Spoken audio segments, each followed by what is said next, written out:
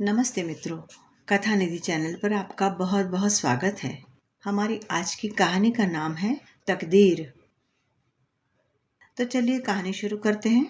यह वाकया 1950 का है, जब मिर्जगढ़ की जनसंख्या 9000 के करीब ही रही होगी।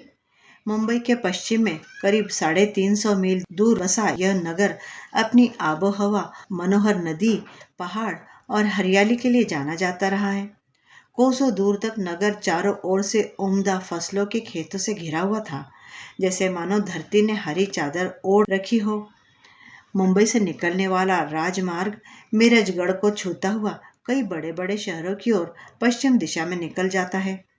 मिर्जगढ़ के उत्तर दिशा का बड़ा हिस्सा नदी के विशाल पात्र को चूमता हुआ नगर से दिखने वाले क्षितिज पर कई जगह छोटे बड़े पहाड़ों की श्रृंखला जैसे मानो झुकते हुए आकाश के आंचल में खुश खड़ी हैं, और अधिकतर समय इनके इर्द गिर्द ईर्ष्या से मंडराते हुए बेचारे बादल। बहुत रमणीय स्थान है मिर्जगढ़। एक और अच्छी बात है इस नगर का छोटा सा रेलवे स्टेशन। मुंबई से पश्चिम दिशा में आवागमन करने वाली गाड़ियां यहाँ से गुजरती है और कुछ गाड़ियां यहाँ रुकती भी हैं। नगर की रचना आम नगरों से कुछ अलग नहीं है। बहुतांश रहवासी कृषक हैं। नगर को साफ सुथरा और समृद्ध कहने में कोई आपत्ति न होगी। नगर गरीब से लेकर तो एक से एक मालदार परिवारों से भरा हुआ है। घास और मिट्टी से बनी झोपड़ियों से लेकर विशाल हवेलियां वहां देखी जा सकती है, और फिर भी बहुतांश नगर वासियों के बीच एक दूसरे के प्रति आदर और सद्भाव का आचरण दिखाई पड़ता है। लोग भले हैं। बाजार में दादा भाई की दुकान है जो सवेरे ही खुल जाती है। यहाँ चाय, समोसा, भजिए इत्यादि खाने की वस्तुएं मिलती है। सारा माल गर्मा गर्म बेचा जाता है। दुकान खुलने पर पहले भट्टी लगाई जाती है, और भट्टी जब अच्छी आंच पकड़ लेती तब पहली चाय बनाने हेतु पतीली चढ़ाई जाती। रोजाना बाबू दुकान के आंगन में नीचे जमीन पर बैठा इंतजार करता। जब पतीली से गर्मा गर्म चाय कप में छानी जाती तो वह अपनी मासूम सी मुस्कान चेहरे पर बिखेर लेता। रोजाना दादा भाई का प्रथम ग्राहक बाबू ही होता, या यह कहिए कि बाबू ही दादा भाई के धंधे की बोहनी करता। हालांकि बाबू से दादा भाई ही क्या, अन्य कोई भी बाजार में पैसे नहीं मांगता। बाबू इस नगर में 1 साल से नजर आ रहा होगा। वो कैसे और कहां से आया कोई जानता नहीं, और न ही यह मालूम है कि वह किस जाति का है। किसी को यह भी पक्का नहीं मालूम कि उसे बाबू नाम से क्यों बुलाते हैं। सिर और दाढ़ी के बाल अत्यधिक बड़े हुए, कपड़े हमेशा मैले। बाबू अपनी ही दुनिया में मस्त जीने वाला जीव है, प्राणी है। वह हमेशा बिना कारण के ही हंसता रहता, तेज तेज चलता, और बहुत बार ऐसा होता कि कहीं बैठे तो घंटों बिना बात किए शून्य में देखते हुए बैठे ही रहता। फिर चाहे शरीर पर तेज धूप पड़ रही हो या तेज बारिश, हाँ, नगरवासी उसे पागल भिखारी समझकर उसके साथ पेश आते। बहुत बार बच्चे उसका मजाक उड़ाते और नाना प्रकार से उसे छेड़ते हुए बस्ती के बाहर तक उसका पीछा करते। रोज सवेरे बगैर नागा किए दादा भाई की चाय पीने के बाद बाकी समय कहीं उसका पता नहीं चलता कि वो कहाँ रहता है, क्या करता है। हाँ, अगर हम घर कहे तो है उसका घर, एक टूटा हुआ झोपड़ा, नगर से काफी दूर, एक खेत के बीच में। बाबू को अधिकतर वहीं देखा जा सकता है, और यह बात चरवाहे बताते हैं जो जानवर चराने उस झोपड़े के आसपास वाले खेतों में रोज जाते हैं। उस झोपड़े पर कई बार चरवाहों को बड़े बड़े लंबे लंबे सांप तक रेंगते दिखे हैं। नगर में जिस भी घर में कोई कार्यक्रम होता, जैसे सगाई, शादी या किसी और भी कारणवश प्रीति भोज का आयोजन होता, बाबू वहां जरूर उपस्थित होता। वह चुपचाप मंडप के बाहर खड़ा होकर अपने में ही खोया सा कभी हंसता तो कभी एकदम चुपचाप खड़ा रहता, जैसे उसे कुछ दिख रहा हो। उसे कभी कुछ खाने को दिया जाता तो उसका मन करता तो ले लेता, और कभी न मन करता तो उसको वहीं पटक कर हंसते हुए वहां से निकल जाता। मालाबार हिल मुंबई का एक रईसों का इलाका है। वहां देश के जाने माने पूंजीपति और उद्योगपति निवास करते हैं। यहीं पर श्रीमान राय बहादुर एक बड़ी कोठी में रहते हैं। वे राय उद्योग समूह के मालिक हैं, जिसमें कपड़ा मिले और तेल मिले शामिल है। राय बहादुर बड़े धार्मिक स्वभाव एवं दानी वृत्ति के व्यक्ति हैं। उनके चैरिटेबल ट्रस्ट द्वारा देश में कई अनाथालय और गरीब बच्चों के लिए पाठशालाएं चलाई जाती हैं। उनके परिवार में पत्नी और एक बेटी है। बेटी का नाम सपना है, जो अब विवाह योग्य उम्र की हो गई है। सपना उच्च शिक्षित, शालीन और कुलीन लड़की है।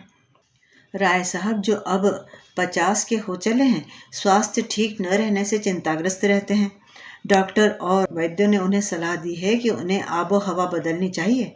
किसी ऐसी जगह की व्यवस्था करें जहाँ का वातावरण मन और स्वास्थ्य के लिए अच्छा साबित हो। ऐसी जगह ढूंढने हेतु राय साहब ने मैनेजर को इस काम पर लगाया। मैनेजर ने उन्हें 5 स्थानों के नाम बताए। मैनेजर ने बताया कि वह उन 5 स्थानों पर जाकर वहां का मुआयना कर आने के पश्चात और सारी बातें, जैसे कि वहां की आबो हवा, प्राकृतिक मनोहर वातावरण, पानी के पर्याप्त स्रोत, मुंबई से दूरी, रेलवे की सुविधा आदि आदि सब देख कर आने के बाद में वह मिर्जगढ़ की सिफारिश कर सकता है। राय साहब ने डॉक्टर और अपने कुछ मित्रों से मिर्जगढ़ के बारे में बातचीत की और फिर तय कर लिया कि मिर्जगढ़ ही उनके आबो हवा बदलने के लिए उचित और अनुकूल नगर होगा। तब राय साहब ने अपने मैनेजर को इस बारे में आगे की व्यवस्था करने को कह दिया। नगर में एक साहूकार की विशाल हवेली थी, जो खाली थी, जो किराए पर दी जाती थी। उसे किराए पर ले लिया गया और अपने आवश्यकता के अनुसार उसमें कुछ परिवर्तन कर लिए गए। नगर के आसपास की करीब 500 एकड़ जमीन खाली पड़ी हुई थी। राय साहब के रहने योग्य पूर्ण व्यवस्था, उनका दफ्तर और उनके कर्मचारियों की व्यवस्था इत्यादि करने में कुछ समय लग गया। फिर एक अच्छा दिन देखकर राय साहब अपने परिवार और अन्य कर्मचारियों के साथ में मिर्जगढ़ के लिए रवाना हो गए। उन्होंने तय किया था कि कुछ समय वहीं रहकर वे अपना कारोबार देखेंगे। राय साहब एक दिन मैनेजर के साथ वहां आसपास का क्षेत्र देखने के लिए सैर करने निकल पड़े। वे दोनों घूमते घूमते उस जगह पहुंचे जहां बाबू की टूटी फूटी झोपड़ी दिखाई दे रही थी। वह झोपड़ी भी अब राय साहब की जमीन पर ही थी। बाबू झोपड़ी के सामने खड़े होकर राय साहब को देखने लगा और अनायासी जोर जोर से हंसने लगा और अपनी जगह पर ही कूदा फांदी करने लगा। राय साहब ने मैनेजर से पूछा, ये कौन है?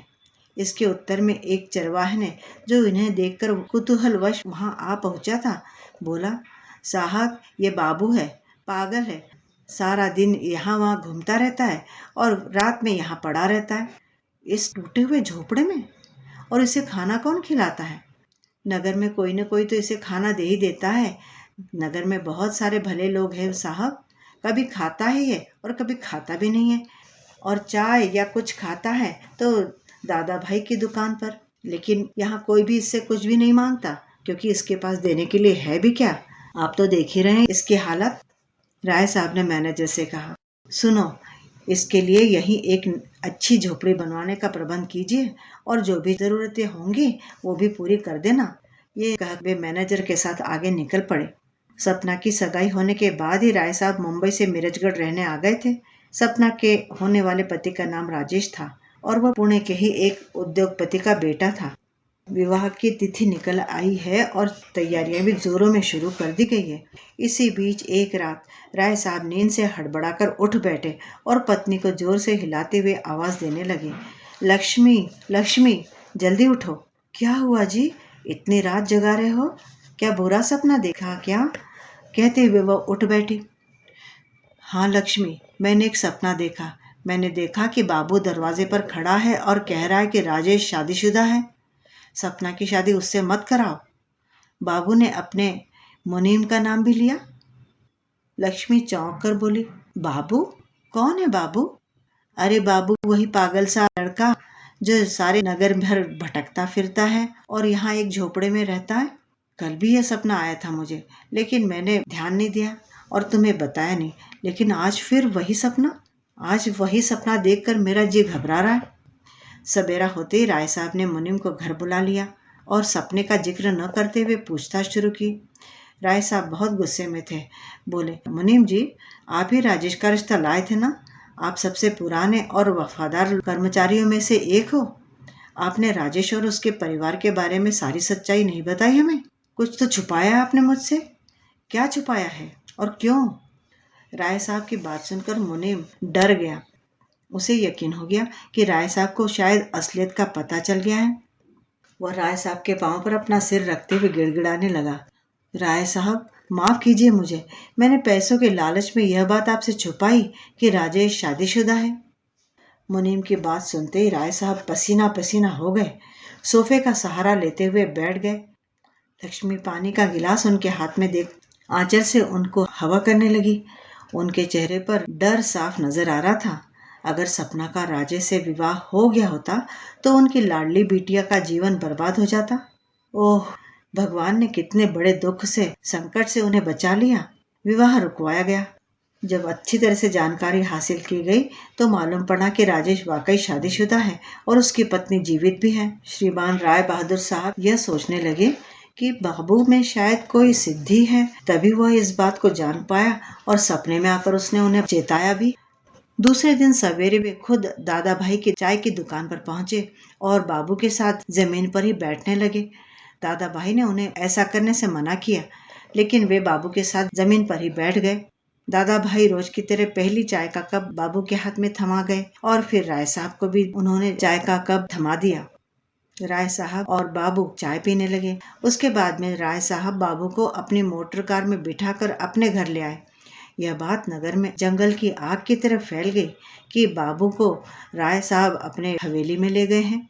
100-150 लोग राय साहब के आंगन में जमा हो गए। लोगों के सामने राय साहब, उनकी धर्मपत्नी लक्ष्मी और बेटी सपना, इन्होंने बालू के हाथ पांव धुलवाए, तौलिए से पोंछे, चौकी पर बिठाकर उसे तिलक किया और अपने हाथों से उसे मिठाई खिलाई। उसका आशीर्वाद लेने के लिए उसके पांव तक छुए, लेकिन बाबू तो अपनी ही धुन में हंसता हुआ नजर आ रहा था। थोड़ी देर बाद बाबू उठकर लोगों के बीच से गुजरता हुआ हवेली के विशाल फाटक से बाहर की ओर चला गया। उसके बाद से बाबू के दर्शन नहीं हुए, न दादा भाई की दुकान पर और न ही नगर में कहीं और ही, और न ही उसके खेत वाले झोपड़े में। राय साहब के सत्कर्म उनकी संतान के लिए एक सौगात बन गए। थोड़े ही दिनों में सपना ने अपने आप को हादसे से संभाल भी लिया। वह अब पिता के कारोबार में हाथ बटाने लगी। नगर वासियों के मन में राय साहब के प्रति स्नेह और आदर बढ़ता गया। राय साहब ने भी नगर के लोगों के लिए कुछ भलाई के काम किए। इधर मिर्जगढ़ की आबो हवा भी अपना कमाल दिखा रही थी। अब राय साहब की तबीयत ठीक रहने लगी। ब्रिटेन में बसे हुए दिगंबर दास भारतीय मूल के हैं। वे कई 5 सितारा होटलों के मालिक हैं। ब्रिटेन में वे एक जाना माना नाम है। उनके परिवार में पत्नी और एक बेटा है। उसका नाम राजनाथ है। राजनाथ 27 साल का आकर्षक लड़का है। अमेरिका के स्टैनफोर्ड यूनिवर्सिटी से मैनेजमेंट में उच्च डिग्री उसने हासिल की हुई है। वह मृदु स्वभाव वाला कुलीन घर का भला युवक है। उसे भारत की संस्कृति से लगाव है और चाहता है कि एक आम आदमी की तरह ही भारत का भ्रमण करे और यहाँ की संस्कृति और संस्कारों को जाने और अनुभव करे। इसी उद्देश्य से वह काफी समय से भारत में आया हुआ है। आज राजनाथ मुंबई से बेंगलोर रेलगाड़ी से सफर कर रहा है। सवेरे 1 घंटे से रेलगाड़ी मिर्जगढ़ स्टेशन पर रोक दी गई थी। इंजन में तकनीकी खराबी आने से उसे ठीक करने में और 4 घंटे लग सकते थे। रेलवे के सूत्रों से यह पता चला। तब सामान वहीं छोड़कर राजनाथ नगर की ओर चल पड़ा। मिर्जगढ़ का इलाका और नगर उसे बहुत पसंद आया। वापसी में पैदल चलते हुए वह फिर स्टेशन की ओर निकल पड़ा। नगर और स्टेशन का फासला ज्यादा दूर नहीं है। रास्ते के दोनों तरफ खेत हैं। राह में अचानक एक सांप उसके सामने आ गया और न चाहते हुए भी राजनाथ का पांव अनजाने में उस पर पड़ गया। सांप राजनाथ को काट कर खेतों में गायब हो गया। पीछे से आने वाले व्यक्ति ने यह देखा कि राजनाथ तिलमिलाते हुए जमीन पर गिर पड़ा है और उसे सांप भी वहां से निकलते हुए दिखाई दिया। वह जोर से चिल्लाया। आने जाने वाले लोग रुक गए। इस दरमियान राय साहब मोटर कार में बैठे खेत की ओर निकले जा रहे थे। तब लोगों ने उन्हें रोका और राजनाथ को उनकी मोटर कार में बिठाकर अस्पताल ले गए। राय साहब को देखकर अस्पताल वाले तुरंत हरकत में आ गए। राय साहब ने मैनेजर को निर्देश दिया कि वह मरीज के पास मौजूद रहे और उसे ठीक होते ही हवेली में ले आए। सांप विषैला था। तत्काल इलाज होने से ही जान बच पाई। होश में आने के बाद दूसरे दिन तक डॉक्टरों की निगरानी में रखा गया राजनाथ को, और उसके बाद मैनेजर साहब उसे राय साहब की हवेली ले आए। डॉक्टर्स ने 1 सप्ताह की दवाइयां लिख दी और 15 दिन का बेड रेस्ट भी बता दिया। राजनाथ को राय साहब की हवेली में रहते हुए 15 दिन हो गए। इस बीच सपना और राजनाथ का परस्पर आपस में अच्छा परिचय हुआ। दोनों ही दिखने में सुंदर, बुद्धिमान, सम उम्र और सुशील स्वभाव के होने से एक दूसरे की ओर सहजता से आकर्षित भी हो गए। सपना के आग्रह पर राजनाथ और 15 दिन रुकने के लिए तैयार हो गया। लेकिन अब तक उसने अपने नाम के सिवा और कुछ बताया नहीं था। उसका पासपोर्ट और बाकी कागजात उस दिन के अधूरे सफर के बाद खो गए थे। ट्रेन के साथ मुंबई पहुंच गए होंगे। उसके अतीत के बारे में जानने की सपना ने बड़ी कोशिश की, लेकिन सफल न हुई। 16वें दिन राजनाथ को सपना दफ्तर ले गई। राजनाथ ने फोन पर किसी से बात करने की इच्छा जताई। पास के ही केबिन में सपना ने उसे भेज दिया, जहां पर फोन रखा हुआ था। अगर कोई व्यक्ति कोई पर्सनल बातें करना चाहता तो वो उस केबिन में बैठकर बातें कर सकता था। सपना को याद आया कि उस फोन की एक समांतर लाइन उसके केबिन में भी है। उसके दिल में राजनाथ के बारे में जानने की तीव्र लालसा थी। जानना चाहती थी कि राजनाथ आखिर कौन है और किससे बात करना चाहता है। इसलिए न चाहते हुए भी समांतर लाइन का रिसीवर उठाकर चुपचाप उसकी बातें सुनने की सपना के मन में चाह उत्पन्न हुई। लेकिन वह जानती थी कि इस तरह से किसी की बातें चोरी से सुनना किसी संस्कारी व्यक्ति के निशाने नहीं है। इसलिए वह किसी तरह से राजनाथ की बातें छुपकर सुनने से अपने आप को रोक पाई।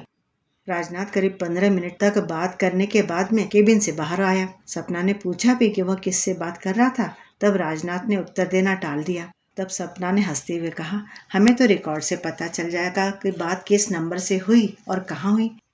अगर आपको किसी प्रकार की मदद की आवश्यकता है तो बताइए। तब राजनाथ ने उसे अपना असली परिचय बताया और अपने भारत आने की वजह भी बताई। घर लौटने पर सपना ने पिता को सारी बात बताई कि आज राजनाथ ने उसे अपना परिचय दे दिया है। राय साहब का मन ये सुनकर बड़ा प्रसन्न हो गया। राजनाथ को देखने के बाद, जब राजनाथ का व्यवहार उन्होंने देखा था, आचरण देखा था, उसके बाद से उनके मन में राजनाथ को अपना जमाई बनाने की कामना जाग उठी थी। लेकिन वे विचार में पड़ गए कि शादी की बात कैसे छेड़े। उन्हें तो यह तक नहीं मालूम था कि वह कुंवारा है या नहीं। कुछ समय इसी असमंजस में गुजर गया। 4 दिनों के बाद में सवेरे के वक्त 5 बड़ी कारें राय साहब के घर के सामने आ खड़ी हुई। राय साहब को बड़ा आश्चर्य हुआ। तब राजनाथ ने बताया कि उसने ही फोन करके अपने पिता को यहाँ बुलाया है। राय साहब अत्यधिक खुशी से मेहमानों को हवेली के अंदर आदरपूर्वक लेकर आए। दिगंबर दास जी ने स्वयं का परिचय दिया और कहा, राय साहब, मैं आपका बहुत ऋणी हूँ कि आपने मेरे बेटे की जान बचाई और उसके बारे में कुछ न जानते हुए भी एक कर्तव्य समझकर ही उसे उसका स्वास्थ्य लाभ होने तक अपने पास रखा। मैं आपका दिल से शुक्रगुजार हूँ। अब मेरी आपसे एक विनती है। आपकी बेटी सपना सुशील और बुद्धिमान है। राजनाथ को इतने दिनों में उसके साथ रहते हुए हो गए। राजनाथ भी उसे पसंद करने लगा है और शायद आपकी बेटी भी उसे पसंद करती है। राजनाथ कुंवारा है। क्या आप इस शादी को मंजूरी दे सकते हैं? राय साहब ने सपना और अपनी पत्नी लक्ष्मी की तरफ देखा। फिर वे तीनों एक अलग कक्ष में गए और आपसे सलाह मशवरा किया। राय साहब ने सपना और पत्नी का विचार जानना चाहा। सपना तो अपने विवाह की बात सुनकर ही लजा रही थी। लक्ष्मी ने कहा कि इस बार थोड़ी अच्छे से जांच पड़ताल करके ही आगे बढ़ना होगा हमें। राय साहब को दिगंबर दास काफी विश्वसनीय लगे और उन्होंने राजनाथ का आचरण तो देख ही रखा था। मन ही मन वे चाहते भी थे कि सपना का विवाह उससे हो जाए। वे तीनों बाहर आ गए और बाहर आकर दिगंबर दास जी के पास में बैठ गए। फिर उन्होंने कहा, दिगंबर दास जी, मैं आपको एक बात बताना चाहता हूँ। सपना के कुछ माह पहले हमें सगाई तोड़नी पड़ी थी क्योंकि वह लड़का शादीशुदा निकला और ये बात हमसे छुपाई गई थी। क्या फिर भी आपको सपना का रिश्ता राजनाथ के लिए मंजूर है? दिगंबर दास जी ने बिना पलक झपकाए तुरंत हाँ कह दिया। राजनाथ से भी इस बारे में सहमति मांगी गई। तब उसने भी सपना की तरफ देखते हुए सहर्ष अपनी सहमति दे दी। राजनाथ बोला, सगाई टूटी तो वह लड़के वालों के सच्चाई छुपाने की वजह से हुई है। इसमें आपका या सपना का क्या दोष है? मुझे सपना बहुत पसंद है। मुझे रिश्ता मंजूर है। राय साहब ने कुछ दिनों का समय मांगा जिससे कि इस परिवार और लड़के के बारे में अच्छी तरह से जांच पड़ताल कर ली जाए। उस शाम राय साहब चिंता में डूबे हुए बगीचे में टहल रहे थे। उनकी चिंता की वजह यह थी कि तहकीकात के चक्कर में कहीं अच्छा रिश्ता हाथ से निकल न जाए। लेकिन लड़के का और उसके परिवार का अतीत जान लेना तो अति आवश्यक था, खासकर उनके पिछले अनुभव के बाद। तभी अचानक बाबू कहीं से उनके सामने आ खड़ा हुआ। राय साहब ने उसके पांव छू लिए। बाबू दोनों हाथों से आशीर्वाद देते हुए बोला, बिटिया सुखी रहेगी, सब शुभ है, सब शुभ है। और दूसरे क्षण वह दौड़कर वहां से चला भी गया। बाबू की बात सुनकर राय साहब एकदम आश्वस्त हो गए और जरा भी वक्त न गवाते हुए अपनी बेटी सपना और पत्नी के पास गए और बाबू के आशीर्वाद के बारे में बताया। अगले ही दिन सगाई की रस्म पूरी की गई। सपना और राजनाथ तो खुश थे ही, क्योंकि वे अंदर ही अंदर दिल में एक दूसरे से प्यार करने लगे थे। दोनों परिवार वाले और उनके रिश्तेदार भी बहुत प्रसन्न दिखाई दे रहे थे। यह तो 100% की बात है कि अच्छे कर्मों की पूंजी अगर किसी इंसान के पास हो तो ईश्वरीय शक्तियां अवश्य ही इस जीवन रूपी भवसागर को सहजता से पार करने में मदद करने के लिए हमेशा उसके साथ रहती है। मित्रों, अभी आप सुन रहे थे कहानी तकदीर। उम्मीद करती हूँ कि कहानी अच्छी लगी होगी। कहानी अच्छी लगी हो तो एक लाइक कीजिएगा। कहानी के बारे में अपनी राय भी कमेंट बॉक्स में ज़रूर लिखिएगा। चैनल पे नए हैं तो चैनल को सब्सक्राइब ज़रूर कर लीजिएगा। कहानी सुनने के लिए बहुत बहुत धन्यवाद। आपका दिन शुभ हो।